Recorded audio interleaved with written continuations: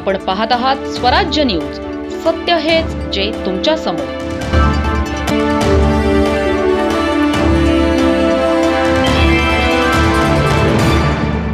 महाराष्ट्रात 13 ऑगस्टपासून मान्सून पुन्हा वेगात. 13 जिल्ह्यांना ऑरेंज अलर्ट तर उर्वरित भागात येलो अलर्ट. 18 ऑगस्टपर्यंत मुसळधार पावसाची शक्यता. राज्यात सुस्तावलेला मान्सून आज बुधवारी 13 ऑगस्टपासून पुन्हा वेगाने सक्रिय होत असून हवामान विभागाने 13 जिल्ह्यांना अतिवृष्टीचा ऑरेंज अलर्ट तर उर्वरित भागाला मुसळधार पावसाचा येलो अलर्ट इशारा दिला आहे. हा पावसाचा जोर 18 ऑगस्टपर्यंत कायम राहणार असल्याचा अंदाज व्यक्त करण्यात आला आहे. भारतीय हवामान विभागाच्या IMD माहितीनुसार पूर्व व मध्य भारतासह उत्तर द्वीपकल्पीय भागात मान्सून आजपासून वेगाने सक्रिय होतो आहे. महाराष्ट्रात विदर्भ, कोकण, मध्य महाराष्ट्र आणि मराठवाडा या भागात मुसळधार ते अतिमुसळधार पाऊस पडण्याची शक्यता आहे, तर उत्तर महाराष्ट्रात पाऊस तुलनेने कमी राहील. धुळे तालुक्यातील मुकटी शिवारातील शेतकरी हवालदिल. पावसाने पाठ फिरवली, त्यामुळे कोरडवाहू शेतकऱ्यांचे मोठे नुकसान झाले आहे. सोयाबीन, मूग, बाजरी, ज्वारी, मका तसेच कापूस या पिकांना मोठा झटका बसला आहे.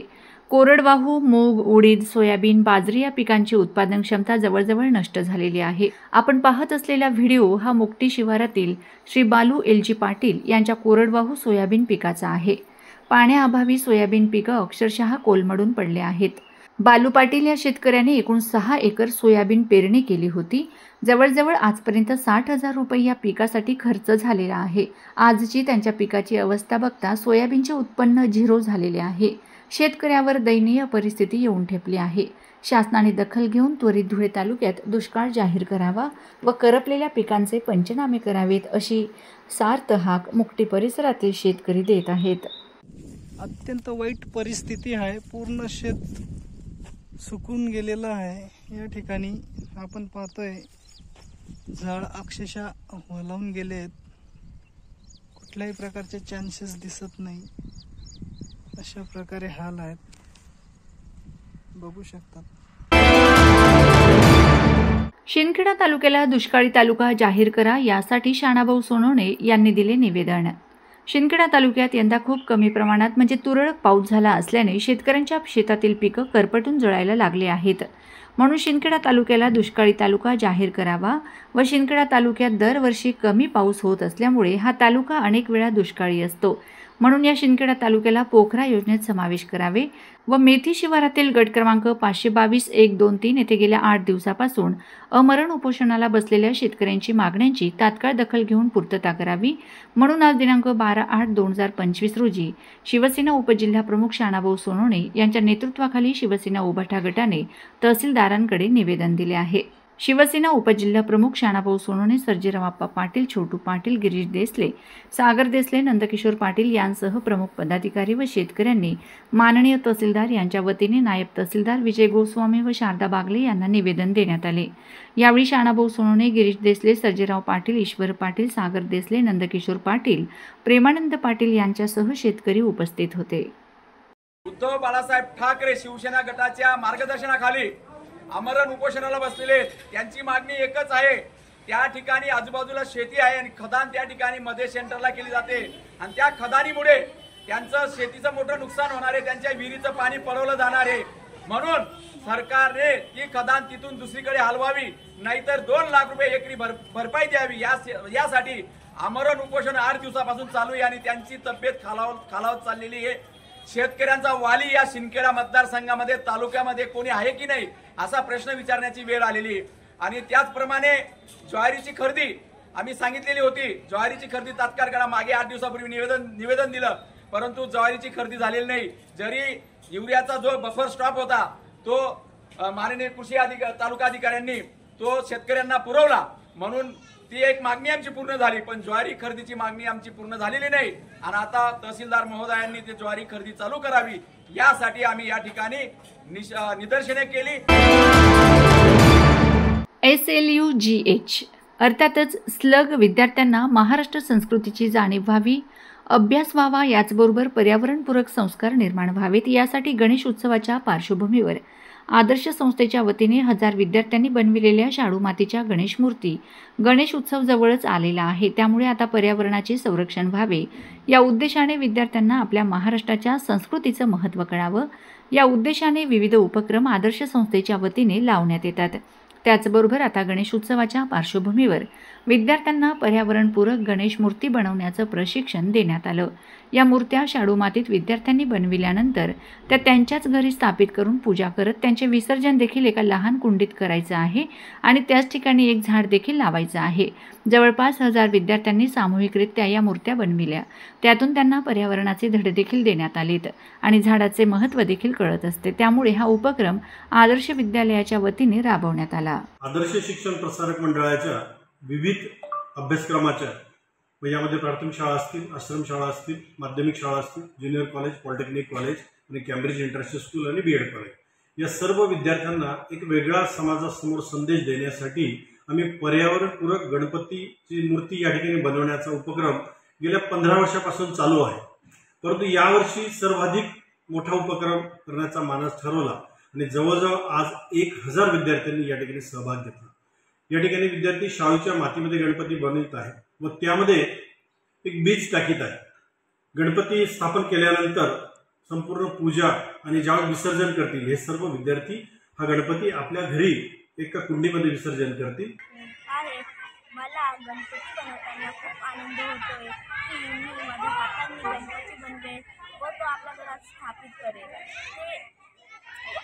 ते पर्यावरणासाठी उपयुक्त आहे, त्या पर्यावरणाला हानी येणार नाही व त्याच्यानी जीवजंतू व झाडांना काही हानी येणार नाही। आणि मी दिव्य मराठी व आमचे प्रेसिडेंट सर यांचे खूप आभार मानतो की त्यांनी आम्हाला ही इतकी मोठी संधी दिली की आम्ही आमच्या हातांनी गणपती बनवतो। पारोळा तालुक्यातील रताळी शिवरे तरवाडी रस्त्याची सुधारणा करण्याचे काम 3-4 महिने आधी झाले होते। रस्त्याची सुधारणा काम होऊन 3-4 महिने उलटले असून रस्त्याची आत्ताची परिस्थिती अत्यंत खराब आणि ठिकठिकाणी खड्डे पडलेले आहेत। त्या संदर्भात तुकाराम दगा पाटील राहणार शिवरे दिगर तालुका पारोळा जिल्हा जळगाव यांनी कार्यकारी अभियंता सार्वजनिक बांधकाम विभाग अंमळनेर जिल्हा जळगाव यांना लेखी पत्राद्वारे संबंधित कामाची चौकशी संदर्भात विनंती केली होती। तसेच ॲडव्होकेट भरत लोटन चौधरी यांनी देखील रताळी शिवरे तरवाडे रस्त्याच्या सुधारणा कामासंदर्भात माहितीच्या अधिकाराअंतर्गत माहितीही मागवली होती। तुकाराम दगा पाटील यांनी कार्यकारी अभियंता सार्वजनिक बांधकाम विभाग अंमळनेर यांना लेखी पत्रात संबंधित रस्त्याच्या कामाचे संपूर्ण चौकशी करूनच बिले काढण्यात यावीत अशी विनंती करीत रस्त्याची सध्याची परिस्थिती बघता शिवरे येथील गावकरी अंमळनेर येथील कार्यकारी अभियंता कार्यालयासमोर उपोषणास बसतील असेही लेखी स्वरूपात दिले आहे। निकृष्ट दर्जाचं काम होत आहे आणि कार्पेट टाकण्या अगोदर खड्डे होते, खड्डे जाड खडीने भरून मग नंतर कार्पेट उतारावं लागतं एस्टिमेट प्रमाणे, पण तसं त्यांनी काही ऐकलेलं माझं ऐकलं नाही। रस्ता त्यांनी तसाच करून घेतला। त्यानंतर मी वेळोवेळी आमचे उपविभागीय अधिकारी तिथे सार्वजनिक बांधकाम विभागाचे बाविस्कर राव साहेब यांना तक्रार केली। त्यानंतर विभागीय अभियंता या अंमळनेरचे राऊत साहेब यांना बी तक्रार केली की रस्त्याचं काम खराब झालेलं आहे, चौकशी करा। त्यांनी आजपर्यंत कुठलीही चौकशी केली नाही। त्यानंतर मी अजून एक परत 15 दिवसांनी अर्ज केला, तक्रारी केल्या, नंतर दर 15 दिवसांनी करत आलेलो आहे। त्यानंतर माहितीचा अधिकार टाकला। माहितीच्या अधिकारामध्ये माहिती मागवली आम्ही, काम किती झालं, काय झालं आणि एस्टिमेटनुसार त्यांना किती पेमेंट होतं आणि किती पेमेंट अदा केलेलं आहे ते सगळे माहिती मागवली आम्ही, पण त्यांनी आजपर्यंत ती माहिती पण दिलेली नाही। शिवसेना ठाकरे गटाच्या वतीने वर्तमानपत्रे अप्पर तहसीलदार प्रांत अधिकाऱ्यांना भेट। जनतेचे प्रश्न सोडवण्यासाठी वर्तमानपत्रे व चॅनलची महत्त्वपूर्ण भूमिका। शिवसेना ठाकरे पक्षाच्या वतीने धुळे शहरात गौण खनिज प्रकरणांवर शहरातील व जिल्ह्यातील गौण खनिज माफिया यांच्या अरेरावी विरोधात त्यांना अभय देणाऱ्या अप्पर तहसील व प्रांत अधिकारी यांच्या माध्यमातून शासनाचा कोट्यवधी रुपयांचा रॉयल्टी कर बुडविण्याच्या विरोधात आंदोलन पुकारले असून शिवसेना 2 दिवसापासून आंदोलन करत आहे। मात्र धुळे प्रांत अधिकाऱ्यांना याची माहिती देखील नाही। या संदर्भात अधिकाऱ्यांना विचारणा केली असता त्यांनी शिवसैनिकांना अनोखे उत्तर दिले की मी कुठल्याही प्रकारचे वृत्तपत्र अथवा टीव्ही चॅनल पाहत नाही, त्यामुळे मला या संदर्भात काहीच माहिती नाही असे अजब उत्तर दिल्यानंतर ठाकरे सेनेने अनोखे आंदोलन केले आहे। आज शिवसेनेच्या वतीने प्रांत अधिकारी तसेच तहसीलदार यांना विविध वृत्तपत्र टीव्ही चॅनलच्या बातम्या देत प्रांत कार्यालयात अनोखे आंदोलन केले, त्यामुळे त्यांच्या या आंदोलनाची शहरभर चर्चा होत आहे। आज आम्ही प्रांताधिकारी कार्यालय व अप्पर तहसील कार्यालय यांच्या इथं एक आंदोलन, गांधीगिरी आंदोलन या ठिकाणी आम्ही केलेलं आहे। आज प्रांताधिकारी आदरणीय कोर साहेबांना या ठिकाणी आम्ही संपूर्ण राष्ट्रीय वर्तमानपत्र असतील आणि स्थानिक वर्तमानपत्र असतील यांचा एक संच त्या ठिकाणी अप्पर तहसीलदार आणि प्रांताधिकारी यांना भेट दिलेला आहे। त्या वर्तमानपत्रांमध्ये शिवसेना गेल्या 3 ते 4 दिवसापासून धुळे शहरातल्या गौण खनिजांबाबत त्या ठिकाणी आंदोलन करते। परवाच्या दिवशी एक भिंत 1 किलोमीटरची दगडाची भिंत मोराणे शिवारामध्ये नदीपात्रामध्ये आढळून आली। त्या भिंतीवरती अद्याप देखील कारवाई झालेली नाही आहे। वर्तमानपत्रांनी त्या भिंतीच्या बातम्या छापल्या, राष्ट्रीय चॅनल्सने त्या बातम्या दाखवल्या। त्या बातम्या वाचून त्यांनी या घटनेला प्राधान्य द्यावे आणि या संबंधितांवरती कारवाई करावी अशी आमची ही मागणी या ठिकाणी होती। आज देखील वर्तमानपत्र आणि राष्ट्रीय चॅनलची भूमिका ही भारतीय लोकशाही प्रधान देशामध्ये अत्यंत महत्त्वाची असताना अधिकारी जर आम्हाला असं सांगत असतील की आम्ही वर्तमानपत्र वाचत नाही, राष्ट्रीय चॅनल्स आम्ही पाहत नाही, तर ती अत्यंत दुर्दैवाची गोष्ट ही भारताच्या लोकशाहीसाठी आहे। या संदर्भामध्ये जिल्हाधिकाऱ्यांना आम्ही एक पत्र दिलेलं आहे। शिंदखेडा तालुक्यातील मेथी या ठिकाणी गेल्या 9 दिवसापासून शेतकरी बांधव खदान रद्द झाली पाहिजे म्हणून अमरण उपोषणाला बसले आहेत। त्या ठिकाणी आज दिनांक 13 ऑगस्ट 2025 रोजी मेथी गावातील महिलांनीही उपोषणाला पाठिंबा म्हणून उपोषणाच्या ठिकाणी पोहोचलेत। खदाणीचे काम सुरूच होते। मेथी गावातील महिलांनी खदाणीचे काम पाहण्याची उत्सुकता दर्शवली व काम पाहण्यासाठी खदानजवळ गेले असता त्या खदाणीमध्ये महादेवाची जुनी पिंड आढळून आली, म्हणून उपोषणकर्ते शेतकऱ्यांसह सर्व मेथी परिसरातील नागरिकांची या पिंडची स्थापना या जागेवर झाली पाहिजे अशी मागणी करीत आहेत। या मेथी गावामध्ये अनेक प्राचीन मंदिर आहेत आणि या गावकऱ्यांचं असं म्हणणं आहे की या गावामध्ये तुम्ही जर जुनं घर जरी पाळून नवीन घर बांधकाम करायला निघाले, त्या ठिकाणी सुद्धा जुन्या मूर्त्या आढळून येतात, काही ना काही जुन्या वस्तू सापडतात। अनेक लोक या ठिकाणाहून जुन्या मूर्त्या घेऊन गेलेले आहेत असं सर्व गावकऱ्यांचं म्हणणं आहे। आणि याच गावामध्ये या खदानीच्या दरम्यानमध्ये अशी ही महादेवाची पिंड सापडलेली आहे आणि म्हणून महादेवाची पिंड ही हिंदू धर्माचं पवित्र असं स्थान आहे आणि पवित्र आपण महिला सध्या प्रत्येक गावामध्ये जर एखाद्या गावामध्ये महादेवाचं मंदिर नसेल तर आज प्रत्येक गावामध्ये महादेवाचं मंदिर उभारलं जातंय आणि सर्व मेथीच्या परिसरातील गावकऱ्यांची महिलांची इच्छा आहे की या ठिकाणी आता हे पवित्र मंदिर महादेवाच्या पिंडाचं महादेवाचं मंदिर या ठिकाणी झालं पाहिजे आणि ते गावकरी सर्व एकजुटीने ते मंदिर बांधल्याशिवाय राहणार नाही आणि हिंदू धर्माची आस्था, हिंदू धर्माचं ते पावित्र्य आहे ते आपण सगळे मिळून राखूया। धुळ्यात शिक्षण विभागाला हादरा, महिला शिक्षण विस्तार अधिकारी 10,000ची लाच घेताना रंगेहात अटक। धुळे पंचायत समितीच्या शिक्षण विस्तार अधिकारी श्रीमती रोहिणी नांद्रे यांना 10,000 रुपयांची लाच स्वीकारताना लाचलुचपत प्रतिबंधक विभागाने एसीबी रंगेहात पकडले आहे।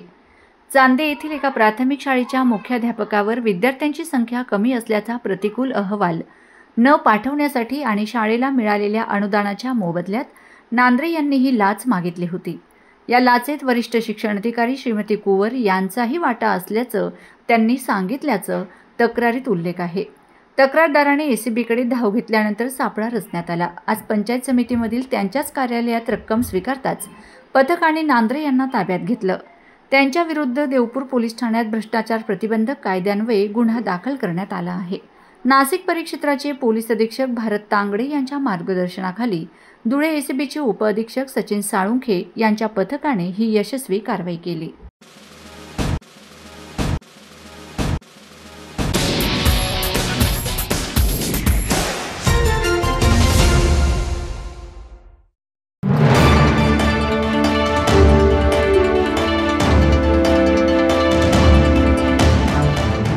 आपण पाहत आहात स्वराज्य न्यूज, सत्य हेच जे तुमच्या समोर।